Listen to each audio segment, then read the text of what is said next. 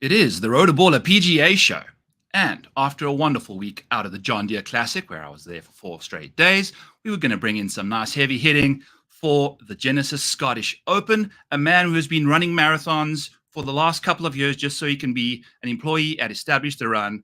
Here is John Daigle joining us for the Scottish Open. How are you, John? How is it going, gentlemen? My first time joining y'all, so very excited. Also, oddly enough, my first show talking golf all season long, and then transition to Establish the Run, where I've been helping out on the football side more than anything else. I've still been in the streets. I'm still betting and playing DFS golf every single week. I should have texted you last week, Byron, too, because you were following Davis Thompson, and I happened to load all my free bets on Thompson to win the tournament because on, I think, Tuesday or Wednesday, that's when DraftKings ran the promo of getting like a $1 for every home run hit based on what you bet. And so I just loaded up home run bets across the board, trying to load up free bets for long shots, and I put them all on Davis Thompson. So here we are today with a little more money in the pocket as well. Let's go, dude. You hit a home run with the home run bets. That's exactly what you're supposed to do with those kind of frees. So, yeah. Spence, how are you on this fine Monday evening? I'm doing well, Byron. It's good to be back on the show. Missed it with you last week. Didn't necessarily have as successful as a week as both of you did. Thompson graded very well in my model, also just didn't get there. We could have discussions about why that ended up being. I went overweight to Aaron Rye. That was one of those situations heading into Sunday. Any of the projected portions of my model hated him on Sunday. Like, I didn't really have any realistic expectations that he was going to get himself across the finish line. But as we always talk about on this show, it's one of those situations to where no matter, like, if you look at my picks so far this year, and even over the last 1,200 plus that I've given, there's a certain unsustainability this season. Like, I'm not going to be picking 70% head-to-heads for the entire year. We had to go cold at some point, and unfortunately, it just looks worse because it's happened over the past month in every single tournament, losing, 13 or 14 of the last 15, and that's not necessarily where you want to be at, but still happy with where the model's running. Think that we have a really good board to talk about this week. Yeah. Interesting tournament in the outright market, because I know that there's a lot of differing opinions that we can move into in a second of what this board actually looks like, but my model kind of had a hot take of what the optimal way to play this was. I also had a Rye last weekend, the weekend prior, whenever he had that 3-stroke lead and blew it all. So I also have experienced pain in the last 2 weeks like you. Aaron Rye I was, obviously walking around, and nothing about his persona changed. He just doesn't seem to be a savage. You know what I'm saying? I don't know. It's weird. But also Davis looks exactly the same when he's in contact. Yeah, Davis was so emotionless. Like, he was making 30-footers at will, and you never would have guessed it. Like, he just didn't show a single emotion on his face until he finally won the tournament. It is so weird. And he was walking ahead of everybody all the time, but it seems like he was walking the same pace, yet was always just like the alpha in the pack, just kind of doing his thing. It was kind of crazy, but Spence, I did hit my Aaron Rye minus 200 top 40 bet. I've been trying to preach people, it's okay to bet these kind of long minus 200, minus 150, minus 125s, because the golf betting community is so centered around plus money bets. I'm a golf bettor. I bet plus money bets. That's my thing. And I think since I've been doing this thing where I kind of see which market for each golfer is most profitable, I've come to terms that, it's okay to bet negative odds, especially if the guy's kicking out good results in that range all the time. What do you think about having negative odds on your betting card, because we're all saturated with the plus money stuff? Are you kicking it to me? Yeah. I'm still the donkey that lays minus 110 in NFL games. So, of course, I don't mind laying minus numbers for I don't know if they're favorable, I guess in terms of odds, yes, but for bets like that, I don't mind at all. Like everyone just does the plus money because that's the American dream. That's where the betting market is catered now as it becomes more legalized across the country. Everyone is just wants to turn single digit dollars into retirement. That's the way people bet, which is fine as long as you're doing it responsibly. But I still bet like a weird way, like you. I don't mind laying the -110s, -125s on guys I'm confident in or the projections are showing really well for. And I also still just look at like my own projections and then look at them and then search every market and be like, okay, he's the longest odds here. I'm showing that I give him a chance, and that's the only reason. Like I didn't ever read on Davis Thompson at all. He was just showed really well in the projections, and he had the longest odds in terms of top 5 players. So I just put the free bets on him. It was not rocket science. I'm not too intelligent. It was literally just looking at the numbers in the model and then saying, okay, this guy is way off. Yeah, that's just very quickly, Byron. Just to kind of touch on that point, it all comes down to value at the end of the day. I've given this example before, and golf betting is a little different, but the best bet that I think has ever been included in Vegas is when you could have gotten Floyd Mayweather against Conor McGregor a handful of years back. That number on a Saturday moved down into like the high -200 something range with it. And any model that you would run that's like a legitimate model there is going to have Floyd practically 100% to win that. Like any of the sophisticated bettors and any of the people that I'm friends with that had a boxing model there had it as pretty much a sure lock with it. And that's the one thing as a space that I think we just need to be very aware of when we make our wagers. It doesn't necessarily come down. You never want to find yourself overexposed. There's a certain science to building these cards to it, but math and value are the two most important things at the end of the day. And if you have value on a wager, and because of that value that you're creating, you should be able to have positive ROI expectations from there. And that's where we can have discussions of being cautious with what you think your edges are, because if you believe you have an edge that doesn't actually exist, that's where you run yourself into problems. But it's one of the reasons why on this show, I always talk about, I normally don't give things in the matchup market unless I have a 3% edge on the very surface of it. Part of the reason is because numbers are going to move once the bet is given out. The second reason is it also just gives me a little bit more wiggle room to move around there. Yeah. And you had one of your worst weeks, Spence. You lost like 4.5 units, but you're still up 13.5 on the year, and all time you're clearing the 300s. It's still like, that's exactly what you're supposed to survive these downturns, and that's why having a long-term edge is typically what you're trying to do, and blah, blah, blah. So, I'm not too concerned. I'm not sure you too concerned. Yes, no, that's not just betting. That's just bankroll management in general. That's budgeting for your finances. That's DFS. Like if you keep track of everything because you've played it so long like I have, and you look at everything on your roto tracker, it looks like a roller coaster because there are downswings, but the big wins, because that's what you're doing, you're still winning. Having the big spikes, they still account for all the losses. So as long as you're just doing it responsibly every single week, the mistake everyone makes is a couple big wins and you learn the hard way that you're not invincible, because then you start going in stakes over your head. I've seen some of the best DFS players in the entire world get kicked out the game. Like literally they went broke, they went bankrupt because they got into games that were over their head despite playing at completely different stakes, all because they had some big wins. So that's why everyone preaches. I know it's a broken record, especially nowadays in the betting market, but everyone preaches bankroll management and responsibility for a reason, because that's how you survive. That's how you have longevity in this game, especially at a sport so volatile like golf. Exactly, dude. My rule is I need 100 losses or 99 losses because I'm going to hit the 100th one. I'm never going to lose 100 in a row, but I've got to be able to survive 99 losses. And if I can't, then I'm betting too much. So that's just basically how I've been doing. And I got my $100 shirt because now, baby, I've reduced my outright stakes. And obviously 2 or 3 weeks later after that, I hit my first outright for a long ass time. But we've got Albert saying we're going to look forward to another great show. And yes, Albert, we're going to have a banger. It's the Scottish Open, John. What are you kind of taking a look at for this week over in Scotland? I know it's quite a different kind of venue for us this week. It's going to be a fun one because right now it's only a Monday. Don't want to be the guy, especially when we're traveling overseas for a links course, to say weather's going to play a big factor. But right now, as someone who doesn't lean as heavily on course history as a lot of people, just because in DFS, that typically where the chalk starts is course history and past finishes.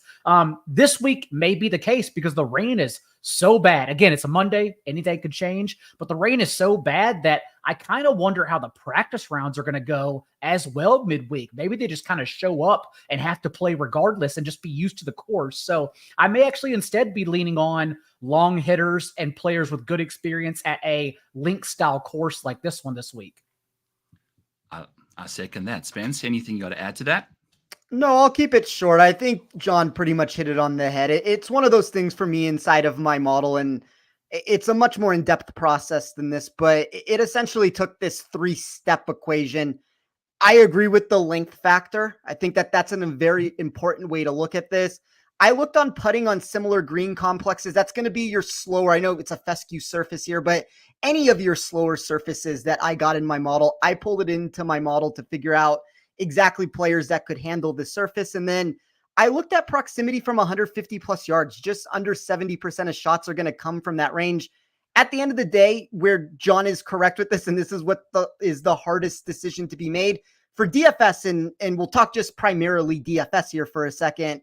I would wait until the very last minute to finalize lineups, just because this is not the US. There are weather concerns that always come into play. And like any link style course that you're going to get at the end of the day, this can be as easy as Bernd Wiesberger winning at 22 under in 2019, or this can be as challenging as when Xander won 2 years ago at 7 under par. And really the only difference that came into play on those two examples is the weather here. So I do think that the wet surface and the wet nature of this is already putting us in the direction of distance above everything. But even if you look in my model, and I have outright bets, like I have Tom Hoge this week, as just, we'll get into it later, but Tom Hoge is not the longest player on the tour.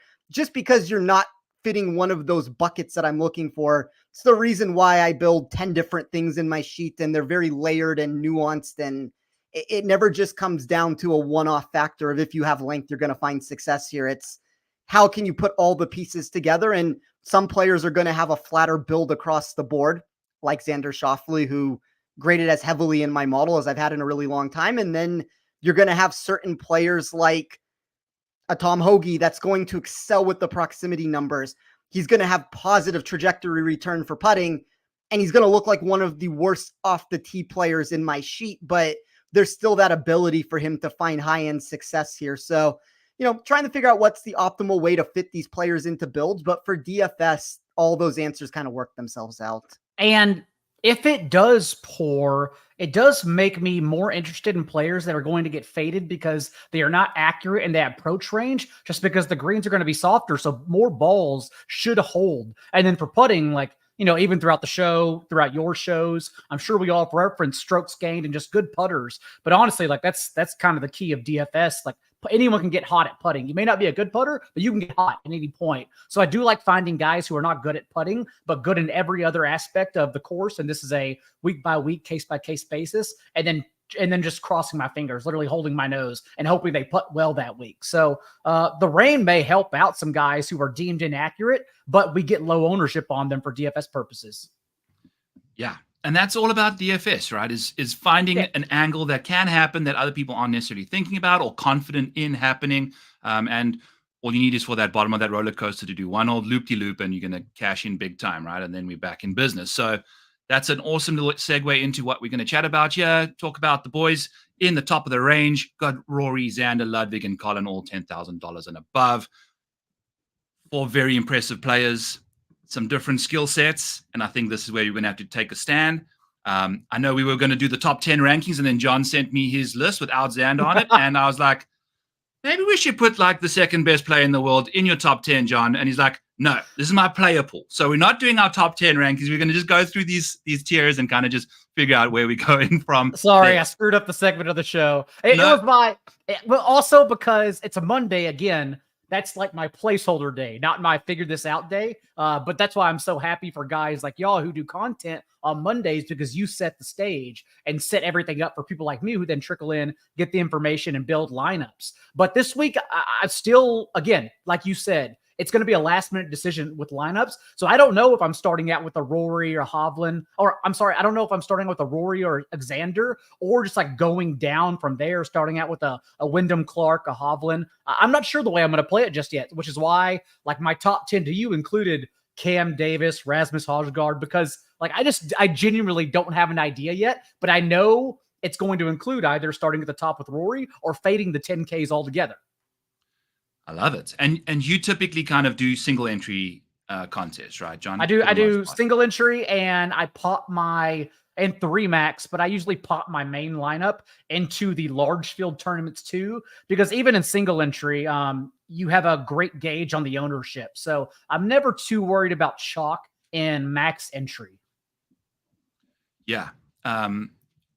Chalk in max. Yeah, because you're going pretty adverse with your single entry favorite lineup. Yes, so, because you're already fighting it off in single entry. So never too worried about it. Plus, like chalk in golf, you know, it's just like I play MLB baseball. I still play DFS every single day. Love it. And it's the same thing with chalk and MLB. Like it should be non-existent because the two sports are just, again, so volatile. Just the swings, despite like Aaron Rye, like right now being one of the greatest golfers on the entire season. Like if Rye didn't make the cut, I don't think any of us would be too shocked because that's just golf. So it's pretty easy to fade in my opinion.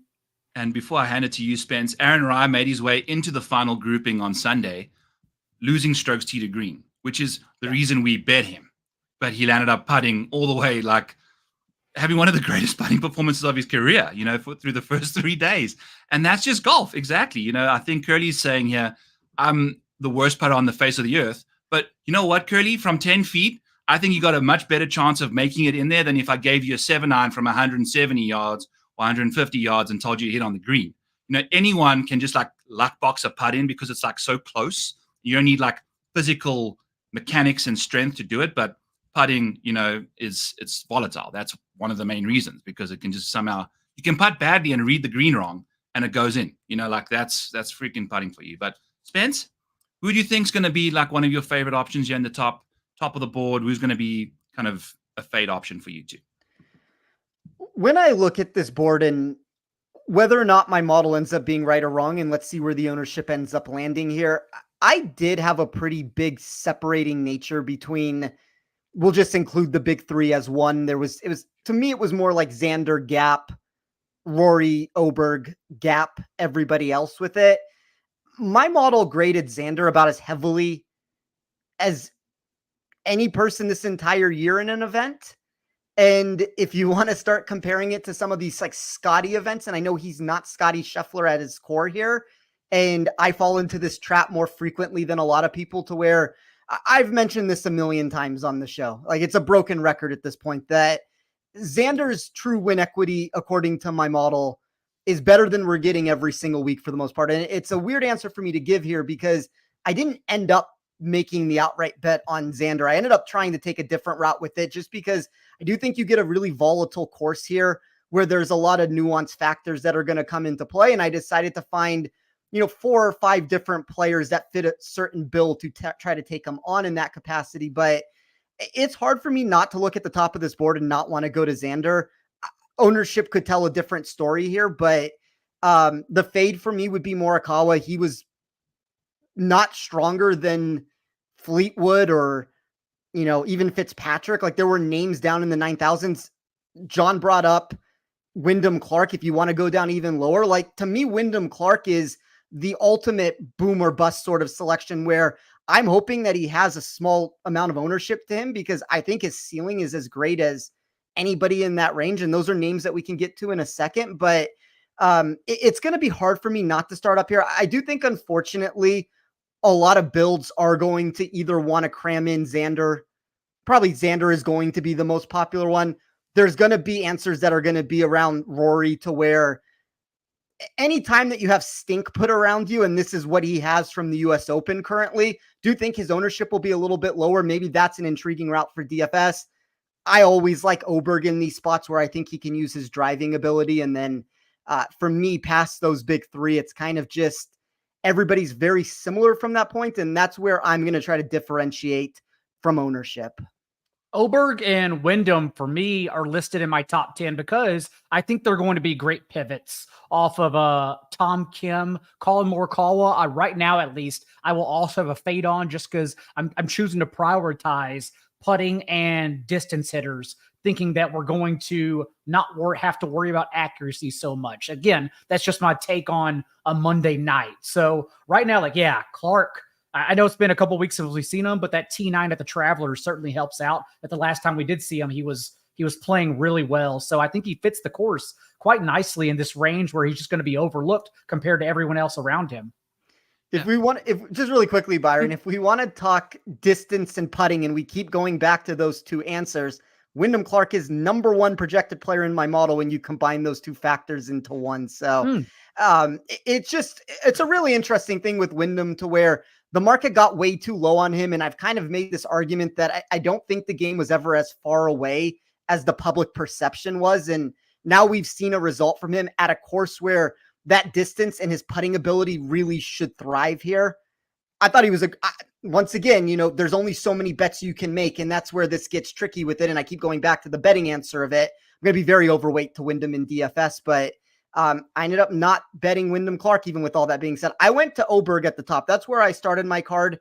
And when you start with an 18-1 player with the way that I build, I don't like to have more than 0.7 or 0.8 units. And when one player is eating up half of that at the very core of it, and there's a couple names down the list that I decided to go over Clark with it.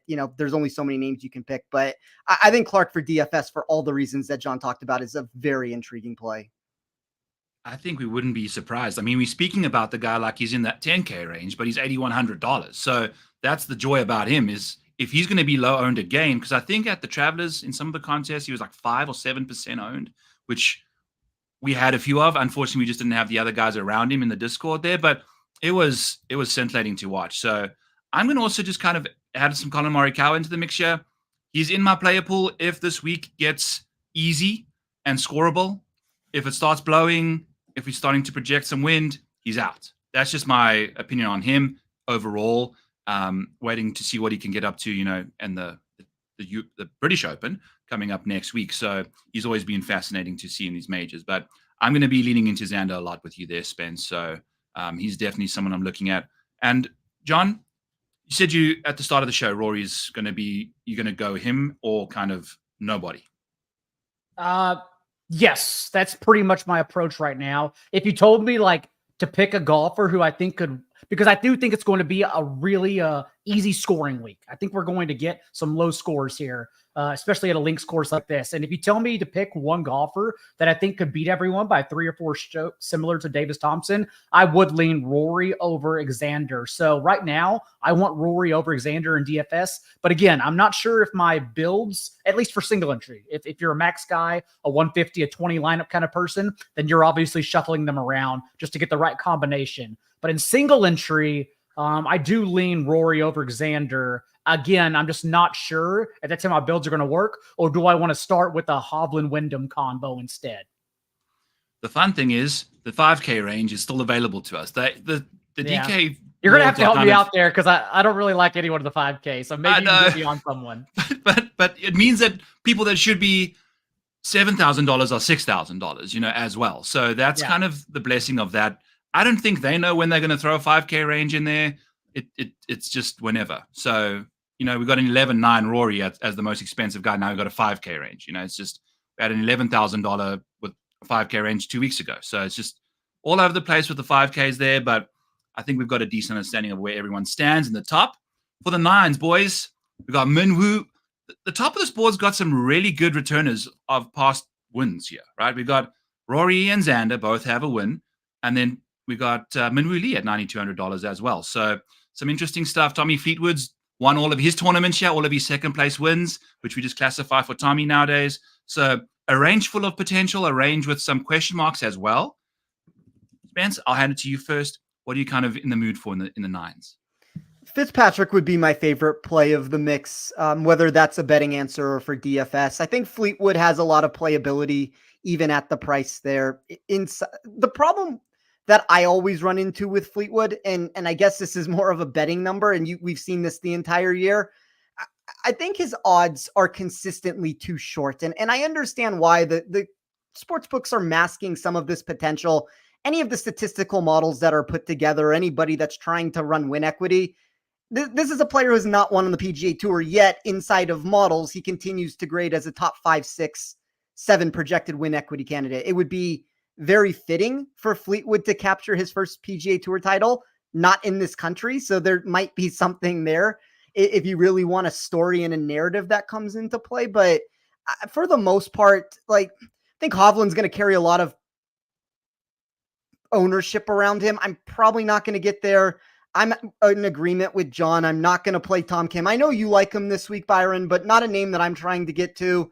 Probably a similar answer for Hideki, but pretty much the playability for me that had, and we'll see where the ownership lands with it, but Fitz and Fleetwood. And I thought Min Woo was fairly priced. I guess my problem with Min Woo is there are very similar profiles down this board, whether it's a Sam Stevens, if you want to dip into the 6s, or Davis Thompson, if you want to dip into the 7s, where I don't really see that large of a difference between any of those names in the projected win equity of my sheet. So it's very hard for me to want to end up hitting that Min Woo Lee button, where I do think he will still have ownership around him at the end of the day. He's fascinating. And I think all of his high-end finishes have been the Cognizant and the Rocket Mortgage Classic. You know, this is the Scottish Genesis Open. You know, this is the Genesis Scottish Open, however you want to throw those 3 words together, with some big names. And I don't know how he fares, but yet in majors, he does. So, John, thoughts? This is the tier I fear the most, actually, because I feel like there are players that get steamed overnight every single week. And I feel like we're just going to roll the cards on lineup lock Thursday morning. And then all of a sudden, some people that faded the 10Ks are going to stack 2 of these guys. And that's kind of my point of trying to skip over some of them.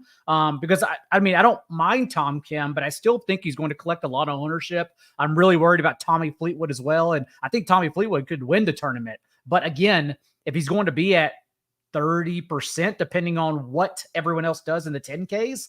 I'm not sure. So I do like the answer of Matthew Fitzpatrick. I love Min Woo Lee, but again, the ownership might scare me off too. I think he's just someone, as we've talked about, home run hitters. He's someone that just fits the course really well. So I'm just going to wait around and let the ownership dictate how I play this one. But right now I would lean Hovland and Fleetwood. Again, I like Min Woo, but I may not end up getting there, honestly. Yeah, he's the hype factory, man. You know, I've often made the thing about, he's fun. like, he's fun, and he's the chef. He cooks, you know. But I've always said in the big events, it's always White Castle burgers. You know, we haven't really seen him serve up a gourmet menu item for us so much, so to speak. So he cooked when you were there last week too. He just shot that last par 18 or the hole 18 shot over the green, like near the wall, and then had to chip out of it and end up bogeying the last hole.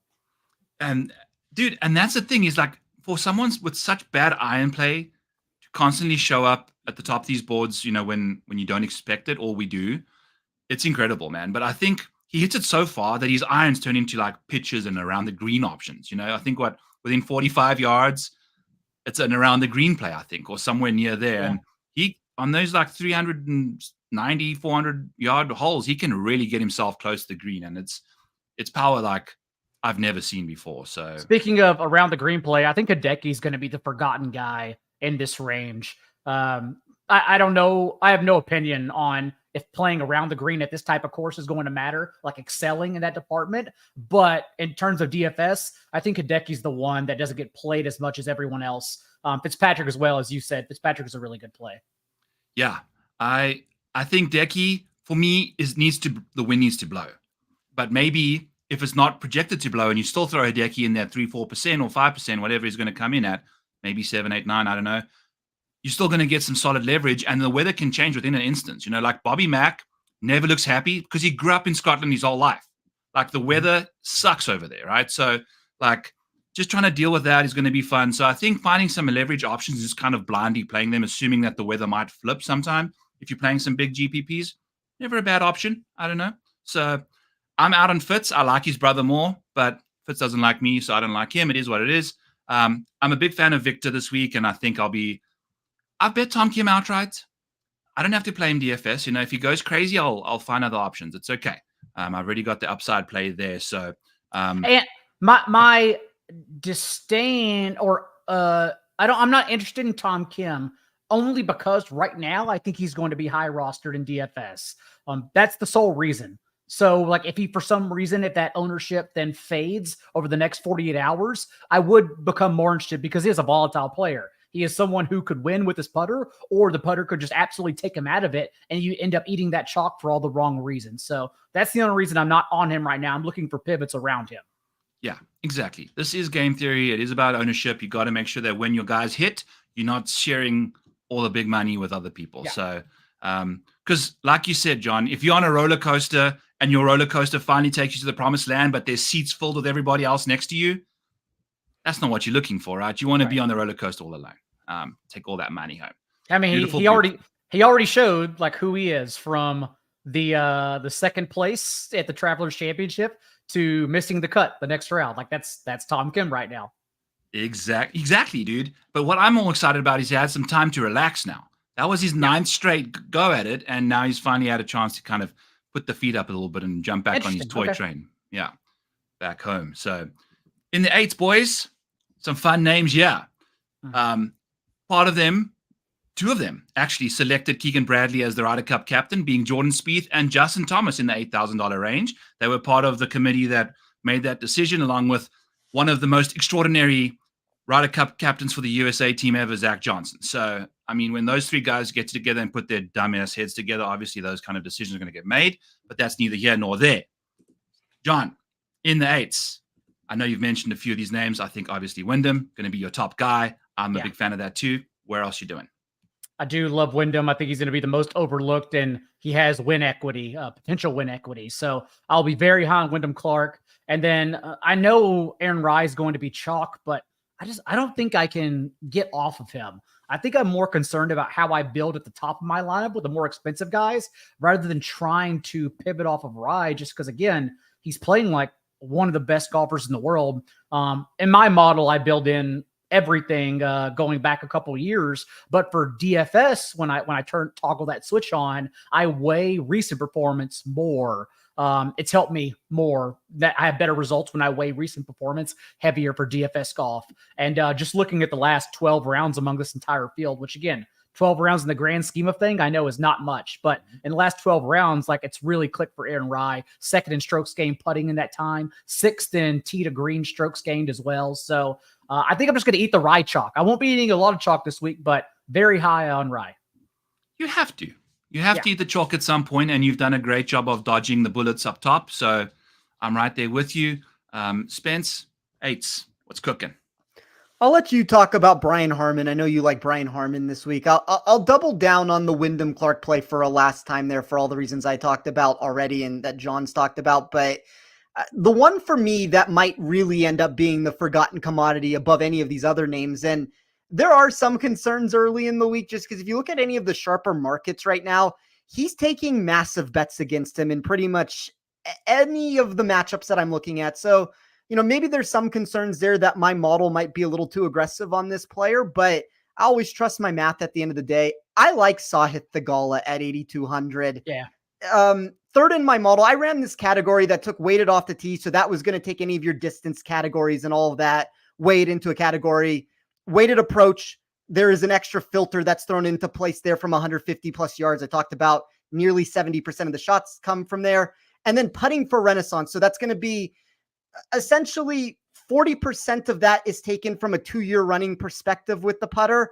And then I infused in all of these putting metrics on slower green complexes for the last 60% of that category. When I ran it in that direction, Sahith Theegala ended up being the number 3 player in my model for that one category. He was number 4 for weighted strokes gained total, which is looking specifically for the Renaissance Club here. And he's also inside of the top 5 for me for weighted scoring, which is a very similar answer as the second one I just talked about with weighted strokes gained total. Those two things merge together in a lot of different ways. There's a couple changes that end up occurring to shift it in a different direction, but I don't think anybody's going to play Theegala this week. And one of these tests where he's able to bomb it off the tee and use his short game and scrambling ability, this is the prototypical kind of test that you would expect Theegala to find success at. And with any semblance of form entering this week, I think there's an argument that could be made that he's starting $1,000 more expensive than this.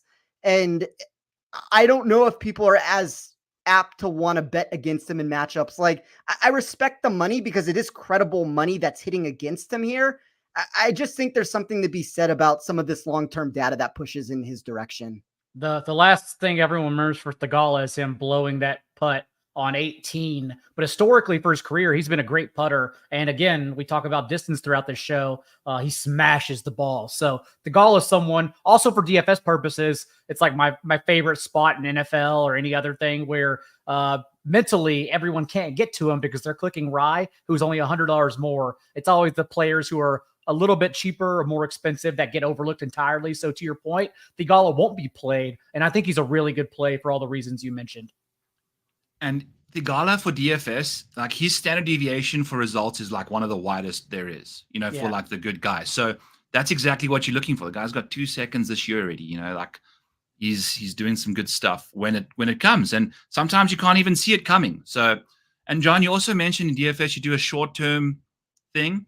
Go take a peek at Davis Thompson's last 12. Like sometimes it's there, but you've got to be able to navigate everything, and you can't pick every single person that's had an incredible last 12 rounds, but you get lucky enough every now and then to land on the right guy, right? So, but also like after the commanding win, we needed Davis Thompson to get second last week to get good ownership on him. This week, it's definitely going to elevate him a little bit more in the eyes of everyone. Do you think so though? Because I was contemplating people are like always fading the winner that's just won and now traveling across the pond. Like maybe he didn't quite get there as quick as he needed to. He's probably only going to be playing the course tomorrow. So I don't know. We'll have to see. But I'm very excited about him.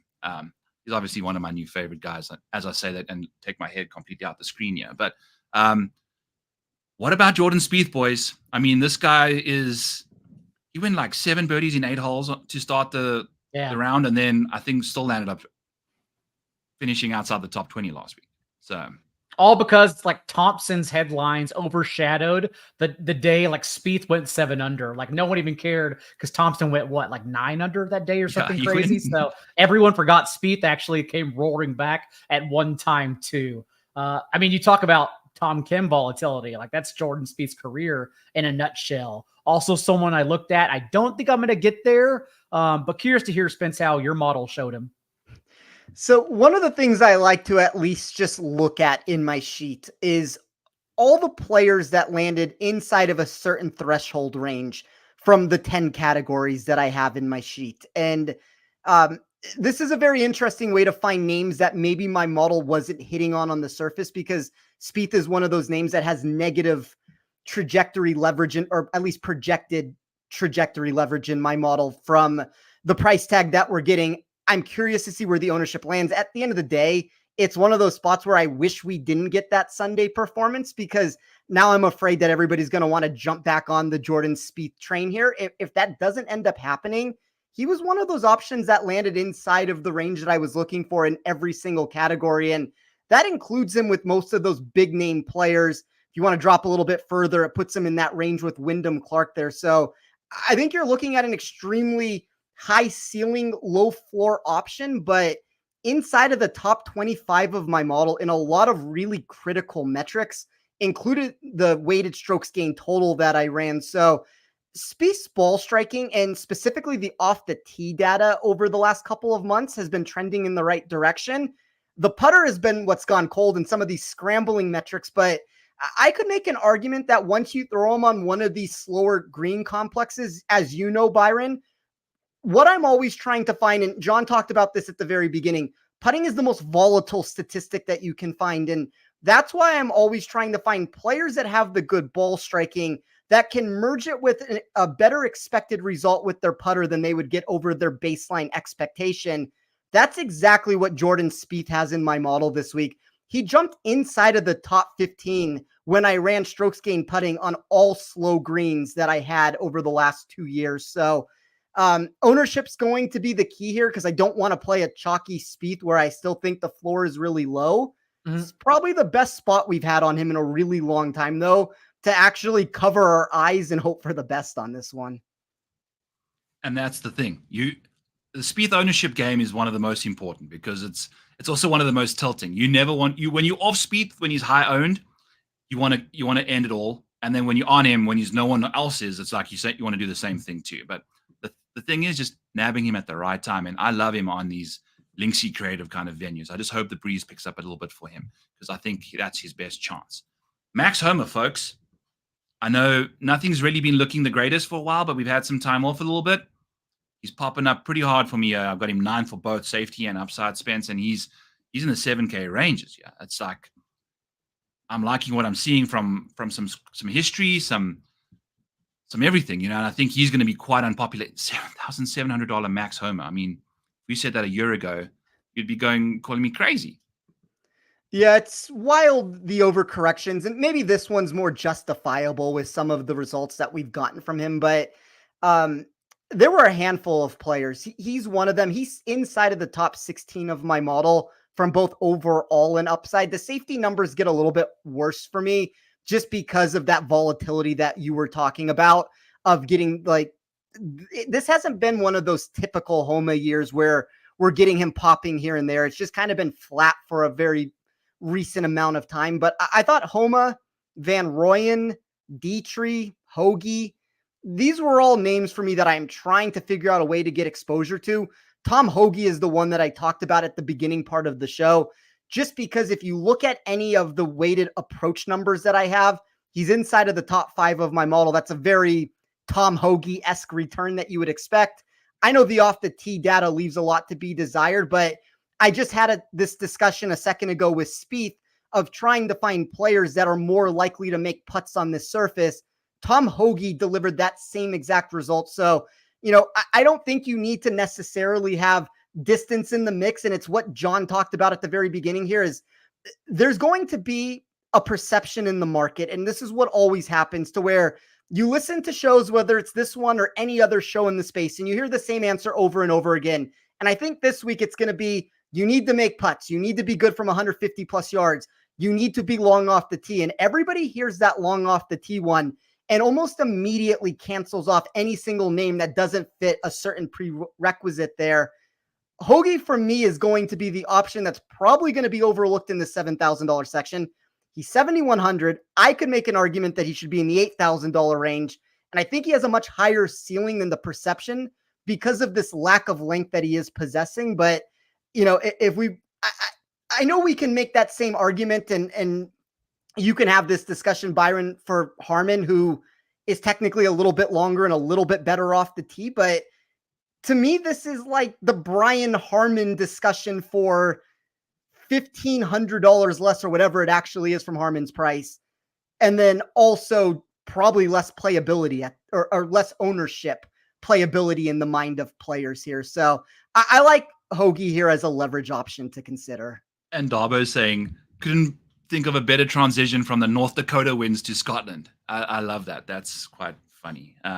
Yeah, that's where old Tom Hoagie hails from, by the way. And Brian Harman, folks, this guy's he's the reigning champion golfer of the year. He loves these kind of venues. It makes no sense, but sometimes these guys just enjoy links golf or golf across the pond.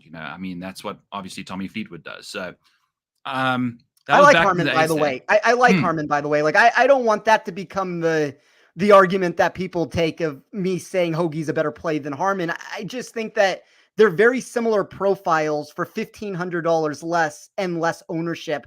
You can get a very similar golfer for cheaper and less ownership is at the end of the day. I've got Hoagie ranked ahead of Max Homa at 8, Spence. So he's way up there for me too. At $7,100 to be inside the top 10 in something speaks a lot, right? So EVR as well as we get out of this range here. I love him on wide open fairways, especially when it gets damp. We've seen him kind of get his best out there. It's interesting. But now, John, it's one of your favorite ranges. The 6K dumpster dive. Hold on, I didn't get to talk about the 7K. I didn't get to say my guys. I'm totally just You just skipped me because I do like 2 players a lot in this range. I'll probably have a lot of Thomas Dietrich, I don't know if he has win equity. Like, if you told me to guess, I'd say Harmon has a better chance of winning this tournament than Dietrich. But I think Dietrich fits really well, just given that he's top 15 in this field and driving distance this season. And that the Travelers, the last tournament he played, that was his first time to lose strokes putting since March 3rd. He's, for his career, a tremendous putter. So again, I like him in this spot, although I'm not sure if he can win. Someone I do think can win that may go overlooked. I'm not sure about his ownership, honestly. I like big game Bobby Mack here too. Overseas, links course, strength of field is something that Bobby Mack always shines in. Robert McIntyre, I should say, by the way, as an analyst who says names. His strength of field is always something he shines against. I think he could actually win. He fits really well overseas and playing in weather too. So I like Robert McIntyre quite a bit as well. I apologize for skipping right over you. Okay. I tend to insult my guests at least once per show. Not going to insult your age, John, because I don't have that opportunity just yet, but at some point I will. I'm glad that you kind of at least told me to chill out for a second before we kind of get into these guys. I mean, we didn't even mention like Christian Bezuidenhout either. You know, like he's a little dark horse as well at $7,400.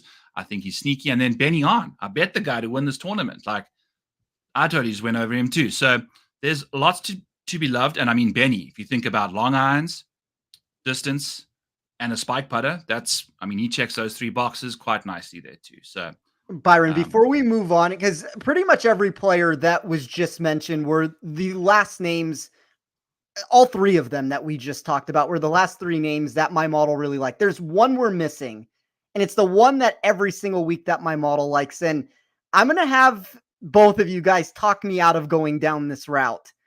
Fellow UNLV boy, Adam Scott. Tell me why I should not play Adam Scott for the 1 millionth time this season. John? No, go ahead, Byron. I honestly don't have an opinion either way on Adam Scott. He's not in my pool. That's not me avoiding him. He's just not someone who popped up for me. Spence, I'm going to have to like dig really deep to find stuff I don't like about Adam Scott, especially at this. If he was like $8,500, I'd leave him alone, but there's not too much to dislike, man. And now going back to the European continent, I think I think who was asking here in the chat, Ed, about like the DP World Tour guys, will they be, less owned and things like that? I think there's definitely something to leaving America. I think guys feel comfortable in certain areas of the world, and I think Adam Scott's done a lot of winning over there, in the European side of things. So at this price, underlooked, I'm not going to talk you out of him. Yeah, all those other names that we mentioned are probably better options, just like if we view this in a vacuum situation, we don't look at ownership here, but I don't know. There's just something that consistently, no matter what the data looks like for him too, because I can find areas of my model where there's concerns. Some of the weighted proximity numbers outside of the top 50, some of the bogey avoidance numbers outside of the top 50. I guess my concern would be when we look specifically at the bogey avoidance is just this course plays easier, and that doesn't necessarily become such a relevant fact. And if you want to say some of the weighted proximity numbers have problems, these are really big putting surfaces. So I don't know. I mean, this feels like a nice spot for Adam Scott to generate a top 20 and land somewhere in that range. I don't know if he can necessarily win. It's a very similar answer to the Dietrich conversation, but those were the names back to back in my sheet when I was running this from an overall rank. Well, I mean, I don't see them being super owned in this range either. So, I mean, if you're gonna play a guy in this range, take advantage of that. So it's going to be interesting, and we got to deep dive some of these European guys, but we finally made our ways to the sixes here, boys. After hitting the reverse there for a second, we're okay. Mathieu Pavon, the Frenchman that came flaming from nowhere. Dude, he can golf, man. He's so good. But only like the most random times. It's just he doesn't know when it happens. We don't know when it happens. He just decides to show the hell up. It's the Farmers, the US Open, Pebble Beach. That's like it. It's just incredible stuff from him. And we got like Willie Z in the 6K range. That's something also. Like a year before he withdrew from Augusta last year, you'd never have thought that would be the case. He's just, I mean, I get someone clicking on him as a stock market play to like a low price, but he's pretty broken right now. He is. I mean, when you're hearing your hip pop on the golf course. Maybe that's what you kind of hear as a running back in this week 17, trying to get your team to the playoffs and kind of dig through. But I don't know about on the golf course, boys, because your hips are an important part of the game. It just is quite shocking to see him down at 6'9". Like, that's crazy.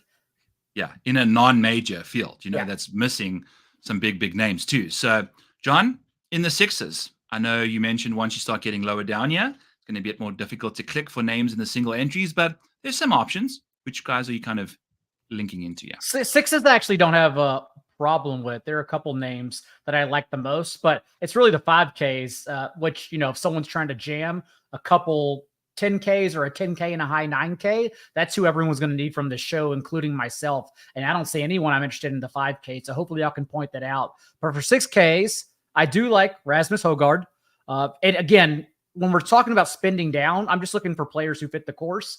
And they probably have one glaring weakness, but I think maybe the effects of everything going on will hopefully cancel it out. And in this case, I'm taking, as we talked about earlier, players who I think are wild off the tee, but still hit it far. And I'm hoping softer ground sort of ails that decision. So Rasmus Højgaard is one of them. And then the other is Cam Davis, who I teased when Byron first asked for my top 10 before show.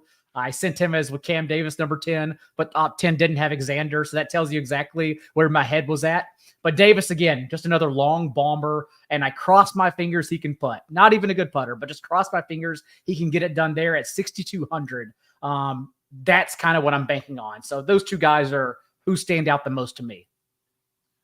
I love the Cam Davis play. I mean, he's one tournament removed, hasn't played since the win, but that's usually good, because sometimes the win can impact the next week, but he's had an extra week to kind of get around that. So, Spence, what's your thoughts on Cam Davis and the rest in the sixes? Yeah, I think Davis makes sense. And there's something that John said that I really like. So when you get to this range every single week, you're never going to have a clean profile on these options. No. You're always going to have options that are going to have a weakness somewhere in their game. And you're going to have to be able to, one, feel fine with the detriment that they have in that quality of their game. And two, you have to be willing to play them with where the ownership is. And I think in general, and this is one of the mistakes that I see made way too often, people get down into this section and they try to find safety above actually shooting for the moon on upside. Like, if I'm going to play one of these names, I actually want the high-end potential that's going to come into play. Like, I know what I'm signing up for with them, but when they put the pieces together, there's legitimate top 5, top 10 equity that there were 4 or 5 portions of their game that I loved. There were 3 or 4 portions of their game that I didn't like, but there's a blueprint and a recipe that if they do put the pieces together, there's the potential for them to actually work themselves up the leaderboard. I don't need the guy that comes in 61st place and provides me absolutely nothing at the end of the day here. DFS contests are very top heavy. Rake adds up quickly. You need to go and you need to shoot for the moon in these contests. And obviously contest selection changes exactly how aggressive you need to get with your construction and your builds. And that's a discussion for us to have on a different day. But for me, the player that I like the most in this section would probably be Sam Stevens at 6,200. This is another player for me that, if we're looking for the distance, he checks the box. Look at where he was priced last week. I didn't end up doing the show with you, Byron, and he was $9,000 for the John Deere. And I made an argument in my Rotoballer article. I thought he was overpriced at that, just for the course that we were getting played there. Comes in 34th place, doesn't pay off the price tag. But now we get this correction that takes place where he falls down to 6,200. Davis Thompson jumps up to 7,900. Love both of the two names this week. Think they're both super playable at the end of the day. But now you have this $1,700 difference on two golfers that I really don't see that big of a disparity between. They're checking the box right next to each other on my sheet. So positive movement in my model for putting on similar green complexes. So that checks that area that I need if I'm trying to find somebody that can make putts. And kind of just across the board, a much better player than the 6,200 price. So I bet him at 200 to 1. Funny enough, and we'll get into the $5,000 section in a second, and I'll give you somebody, John, that I really like. I bet somebody at 600 to 1 this tournament that you could make the argument that there's maybe not the win equity. I think the price that you're getting a fair chance to make the bet. And he's probably a better top 20 or top 30 or top 40 bet at the end of the day. But we'll get to that name in a second. But I do really like Sam Stevens. Yeah, please tease that 600-1 ticket, Spence, till the very end and keep every eyeball on the screen. That's, Because I want to know that's exactly the what's going professional on. analyst teasing, horizontally teasing to the end of the show. Now everyone has to stick around. I'm not leaving. When you were speaking about the highest upside kind of plays in the sixes, I was just like seeing Kevin Yu like kind of run through my mind on repeat. One of the most volatile golfers there is. $6,300. Safety ranks 59th. Upside 16th. I mean, that's one of the biggest gaps in my model by a landslide. To get all the way up to 16th from 59th takes some serious doing. And he's just that guy. He pops, and if he doesn't, he does. So it's just kind of one of those things. And then Eric Cole, man, he seems like he's putting together the form that we kind of lost after he got married. And now the honeymoon phase is over, and now he's back to wanting to play good golf because he's realized he's made a grave mistake marrying that woman. So I'm just kidding. I'm a married happy man here, and we were all about it, John. So what you in the mood to say in the sixes? That's about it for me in the sixes. Those two guys. I've seen some pub from other sharp analysts for Ricky Fowler as on top of everyone we've talked about. Maybe just because, one, we haven't talked about Fowler in a while, but also it's odd to see him down here at such a cheap price. But other than that, I think, again, the two guys I discussed, Cam Davis especially, that's probably as cheap as I go. Maybe Victor Perez too, but Cam Davis is my favorite among that range. We've got some Victor Perez in the chat, and we also have a question here asking about the guys migrating from the John Deere to Europe. John, have you got any takes on the travel? I've thought about it. I personally, looking back at some results, I don't think it matters. If anything, I think it's going to be weighed too heavily by some, but curious on y'all's thoughts. 100%. I agree completely. I'd be more concerned. It's not the trip down that's usually the problem. It's the one coming back when you play a tournament the next week with it. Like, I think it's fine. There's always overcorrections that occur in the market in these spots. And when we can get these soft spots that occur with it and lower ownership ends up lowering in these situations, typically those are some of the better values that you can end up finding. Yep. I've got nothing to add to that at all. So I'm a fan of that analysis. And the nice thing is this is DFS. If everyone's going to be scared of the travel, hey, we're gaining some ownership leverage there on everyone. So in the fives, boys, starting off with 2-time win in the last year, Nick Taylor.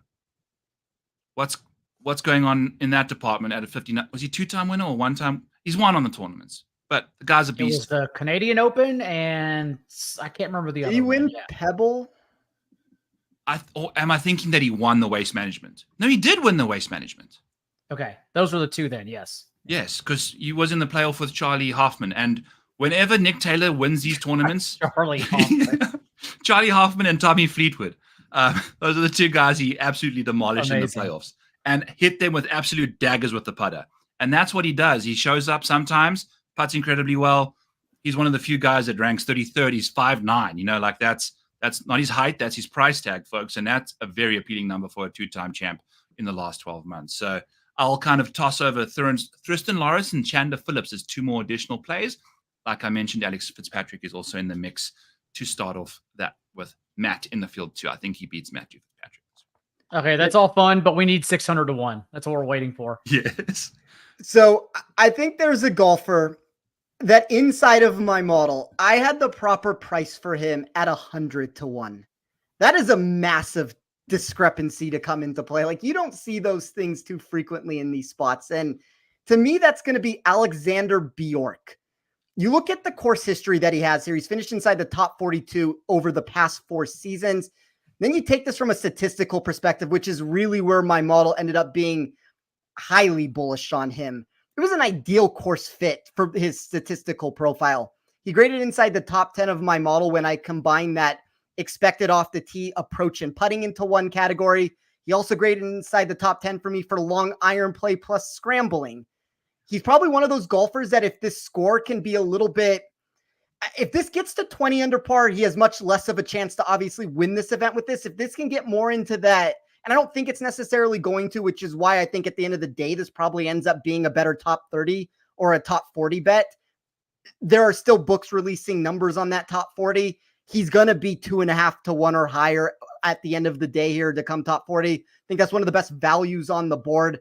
To me, and you know this, Byron, from doing this show every single week when we do it, I don't have these discrepancies in my model. And that's why when you get one of these names that pops out of nowhere, it means so much to me at the end of the day, because I didn't start this week expecting Bjork to be where he landed. And it's almost, he's inside the top 10 for me. Like, that's an outlandish return. And when I run it for upside, the number is going to drop. And that's where it pushes more into that 100 to 1 section. There are flaws in the profile for why it thinks he can't reach certain numbers to actually capture this title. But there are some of these events where everything goes the right way at 600 to 1, where the pieces get put together and he ends up winning it. So look, it's, I usually bet to win between 7 or 8 units on most of these.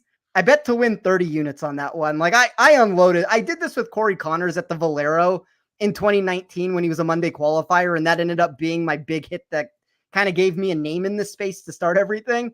This is the one for me that when he wins, I will buy the PGA Tour. I will take over from Monahan. We will move the PGA into a good direction with this.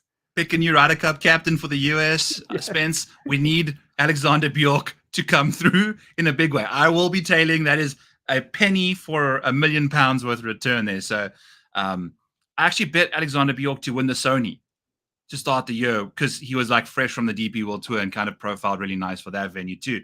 But I'm loving what I'm hearing from you there in a big time way, Spence. So speaking of Charlie Hoffman, he has the same odds to win as Alexander Bjork. But I like it. I like it too. But do you think the Scottish weather is going to really help Charlie Hoffman's back that I've inherited over the last 10 days? But I don't think so either. We'll have to see. But I love it, Spence. Imagine hitting the 600. Like, I mean, that's what's the highest you guys have ever cashed? I don't even know what my biggest odds have ever been to hit. I hit Connors at the Valero that week in 2019 at 250 to 1.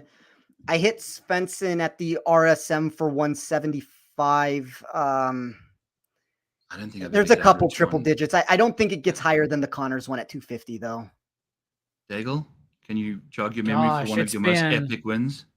It's been a long time. I think my biggest one was only 120 to 1, honestly. And it was when I was betting incrementally compared to now. So yeah, that's the one I can remember. Only one I can remember. I'm not the best at nabbing the long shots.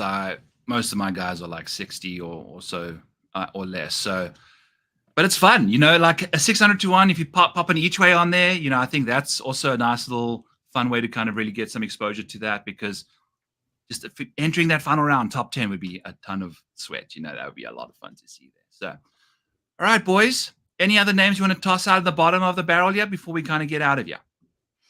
My Wyndham to Clark 60 to 1 ticket now seems stupid in comparison to 600 to 1. So I got nothing for you.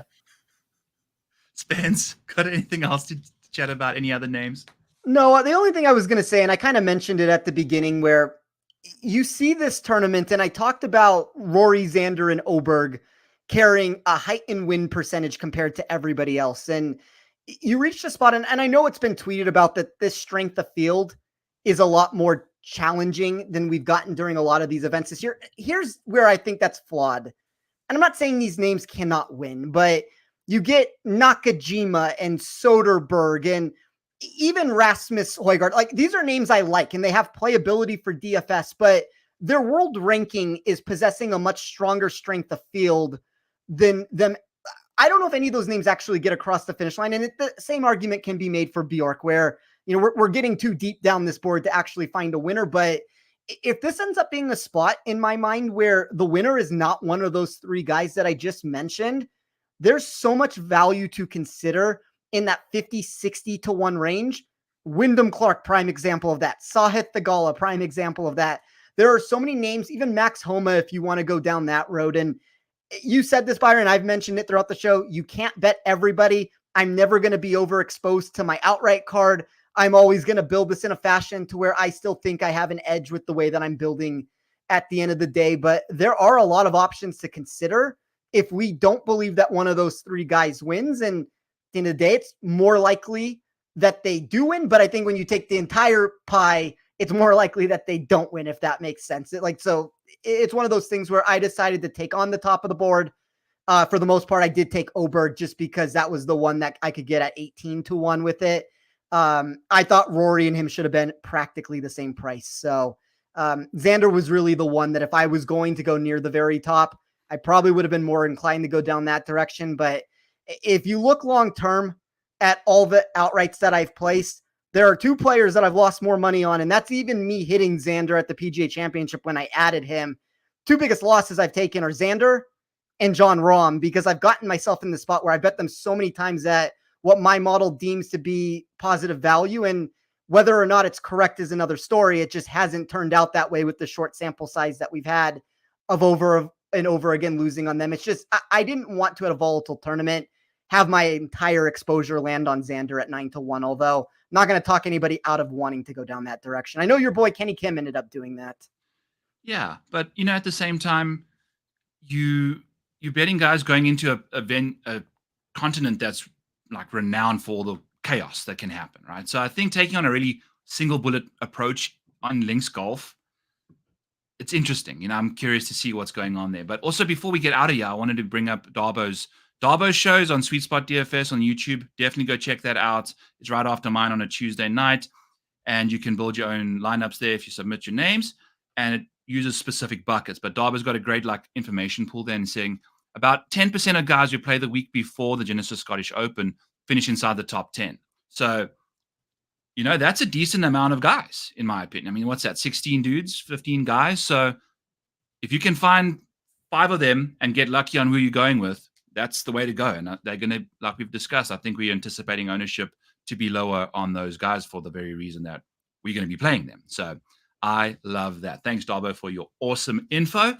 John, what's going on in the rest of your week, the rest of your life, the rest of your year? I know you are cranking out good and wonderful stuff for the people over at Established Run. We really appreciate you coming on the show tonight. Yeah, oddly enough, the only thing I could really pub to this crowd is football, and they may not be interested. But if you are, I do season-long football at establishthorun.com. So if you're into the fantasy football thing, that's where I'm at. Otherwise, again, I will just be following y'all's shows the rest of the season, trying to figure out my own lineups. And again, nothing sexy for my outrights, at least by Monday. But right now, although I think Rory wins. That's kind of the big pick, but I'm not going to bet him at those odds at plus 750. So it's Bobby Mack or Wyndham Clark, the best odds I'm seeing right now in terms of golfers in the mid-range I think could win. And obviously Alexander Bjork at 600. And Alexander Bjork, yes. Good. I am going to go sprinkle that now. Absolutely. I might not even sprinkle. I'm going to probably drop a little bit on there too. Just because. Just one unit, a full unit on 601. Get yourself limited. Why do you get limited? Well, I bet Alexander Bjork for half the PGA Tour's reserve fund there. But John, thank you so much, man. Really appreciate you coming on. And, I am very certain that there are people are watching that will be enjoying what you provide on the NFL side of things as well. So don't you fret.